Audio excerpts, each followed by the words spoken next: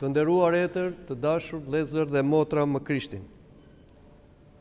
Udhëtimi i bekuar i kreshëve të mëdha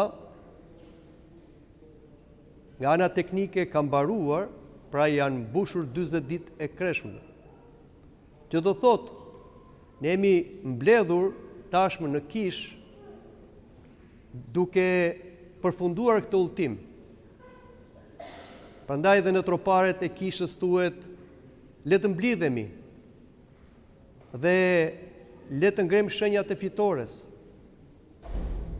duke përshëndetur Ozana më të larta i bekuar është ai që vjen në emrin e Zotit. Sot është një ditë festive, sepse sot neve kujtojmë një ngjarje të madhe, të jashtëzakonshme, që ka shumë kuptime që nuk do na dilte koha të interpretonim të gjitha. Por, le të flasim pak. Krishti, biri dhe fjala e Perëndisë bërbir njeriu, mbasi predikoi 3 vjet në gjithë tokën e Izraelit dhe bëri mrekulli të panumërta, ai bëri dhe mrekullinë më të madhe, që nuk e kishte bërë asnjë nga profetët. Ngjalli mikun e tij Lazar, 4 ditë i vdekur. Dhe ngjallja e Lazarit bëri një çudi të madhe, jehon në gjithë Jeruzalemin, se Bithania, fshati i Lazarit dhe motrave të tij Marta dhe Maria ishin afër me Jeruzalemin. Kështu kur Krishti vendosi të shkonte në Jeruzalem, ai gjeti një mënyrë të pazakontë. Ai kur nuk eci i hypur mbi një kafsh, gjithmonë este i zbathur në këmbë, për treguar se ai shërbëtori i përulur i Perëndisë, që e zbrazi veten, nga i pasur u bë i varfër që të na pasurojë neve. Por, kur hyn në Jeruzalem, ai kërkoi të hypi në një kafshë të përulur, madje në një kërriç gomare, pulisht. Dhe hyri në këtë mënyrë. Populli që besonte se ai ishte Mesia, filloi ta priste me Ozana, që përkthehet të falemi, të lutemi, shpëtona. Dhe morën deg palmash, dafinash, hurmash, dhe fillonin t'i ngrinin në ajër. Por një çudi e madhe, foshnjat e gjirit filluan të flasin, duke thënë, Ozana më të larta i bekuar është ai që vjen në emrin e Zotit. Krishti, i cili i dinte mendimet e njerëzve dhe të armiqve të tij që kishin marrë vendim për ta vrarë për pak çaste, ai u gëzua. E pranoi pritjen e popullit, sa ishte Mesia që duhet të vinte në Jeruzalem, në qytetin e paqes, që të vendoste paqen e Perëndisë tek njerëzit. Por del një pyetje, pse Krishti vajti në Jeruzalem hipur mbi një pulisht gomare? Profeti Izaria kishte profetizuar dhe kishte thënë, Jeruzalem bie e Sionës, mos ke frikë, se jam mbreti yt, vjen i përulur, mbi një kafshë të përulur, mbi një pulisht gomare. Tradita judaike ishte që kur mbreti vinte mbi një kafshë, si kal ose mushk, vinte për luftë. Kurse kur vinte mbi një gomar, vinte për paqe.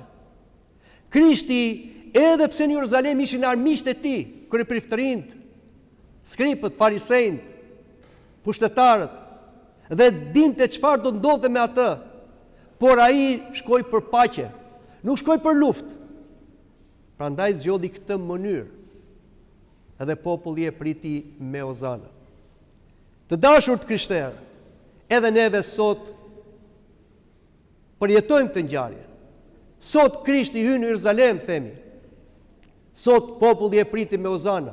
Sot edhe ne ngrem shenjat e fitores. Madje bekojmë edhe dafinat ose palmat dhe i marrim si bekim dhe i lartësojmë ato dhe themi Ozana më të larta. Por ka një paradoks.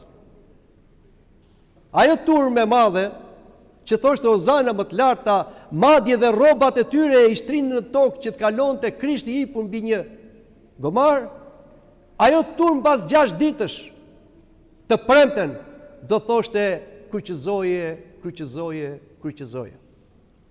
Sepse zemra e njeriut është e paqëndrueshme, ndryshon, është si puna e motit. Pse? Pse kjo turm tha për Krishtin kryqëzoje? Sepse kjo turm mendonte se erdhi mbreti, erdhi Mesia ushtarak, politikan, që do t'i shironte izraelitët nga romakët, do t'a bënte Izraelin një superfuqi botërore, dhe do t'i nështronte kombet. Ky ishte mentaliteti judaik, që fatkeqësisht e kanë dhe sot të kësaj dite. Dhe kur Krishti tha, mbretëria ime nuk është e kësaj toke, është mbretëria e qiellit dhe mbretëria ime është në zemrat e njerëzve, atëherë ata thanë, ç'na duhet ky mbret? Ky nuk është në interesit ton, të kombit ton, të politikave tona, të vritet. Kjo ndodh edhe tek neve, ne të krishterët, që jemi Izraeli i ri, populli i ri i Zotit. Mblidhemi në Kish sot. Është një ditë tradicionale, e bukur. Edhe vim dhe marrim dhe dafina. Por themi dhe ozana më të larta. Kur e themi?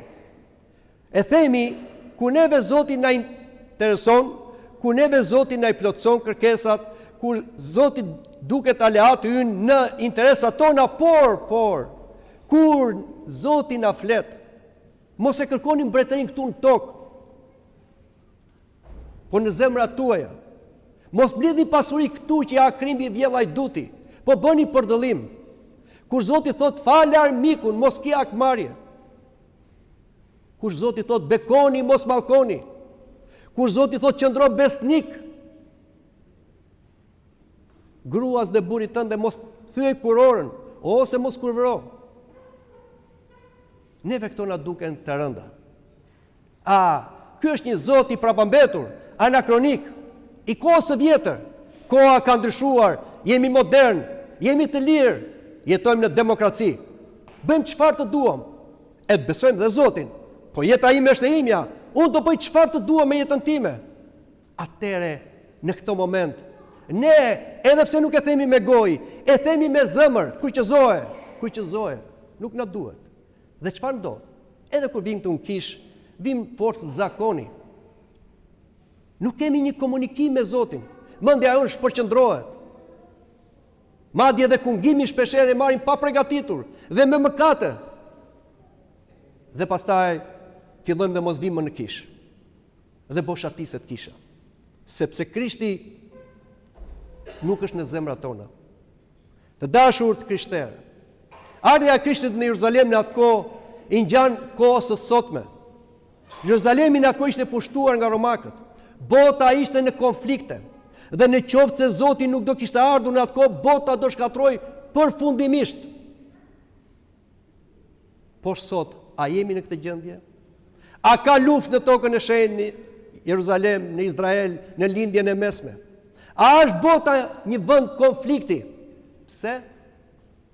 Sepse është mëkati. Mëkati është bërë kaq i tepërt sa po derdhet. Mëkati kërkon shpagim, kërkon luftë, kërkon gjak. Prandaj sot në botë ka luftë, sepse ka mëkat. Dhe gjithë e justifikojnë këtë luftë. Izraelitët kërkojnë Mesian, iranianët kërkojnë Imam Aliun, amerikanët kërkojnë Zotin e tyre të paras, të pushtetit. Po nuk është ky Zoti, nuk është ky Krishti. Krishti është paqësor, nuk është luftënxitës, nuk është me një ushtri. Prandaj kujdes, mos e vini zemrën të asnjëri, po vini zemrën te Krishti, që është paqësor. Dhe paqja nuk realizohet me luftë. Paqja realizohet me sakrifica. Krishti erdhi që të vendosi paqe botës duke vetë flijuar veten e vet. Kjo është detyra që kemi ne të krishterët. Pse jemi të krishterë ne? Se kemi një emër, kemi një traditë, Apo jemi të krishterë se i ngjajmë Krishtit? Apo bëjmë dhe jetojmë si Krishti? Ja, dhe në këtë konflikt botëror, është misioni ynë që të ndërrymë. Ne nuk kemi pushtetar, as general, as ushtri nuk kemi, po çfarë kemi? Kemi besimin, kemi lutjen, kemi përkushtimin, kemi sakrificën, kemi dashurinë për Zotin, për të afërmin. Kemi Krishtin, Princin e paqes. Dhe Zoti për jerin ton do vendosi paqe në botë. Po a jemi ne të krishterë apo jemi ajo turma që sot themi Ozana dhe pas ca ditës kryqëzohet? Ky është problemi i madh.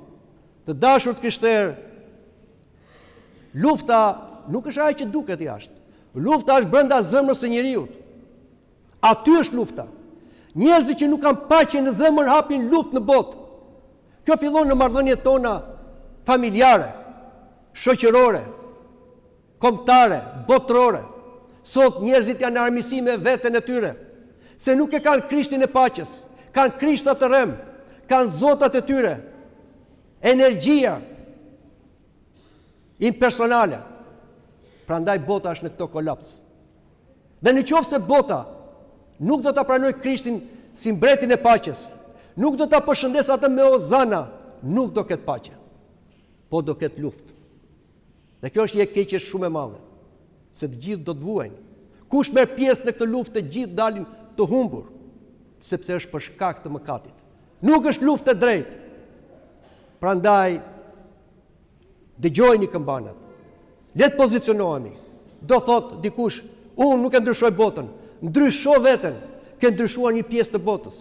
Bëj punë e milingonës, merr pikën e ujit dhe hidhe të zjarri. Po të gjithë neve, po të bëjmë punën tonë, të paqtojmë veten, mirat të tjerë do të paqe me neve. Dhe paqja do vi te ne, te familja, te vendi, te bota. Ndryshe do ndodhi ajo që Krishti tha: Jeruzalem, Jeruzalem, Jeruzalem. Sa herë kam dashur t'i mbledh fëmijët e tu si kloçka në krah, po ju nuk deshët. Ja ti do mbetet e shkret.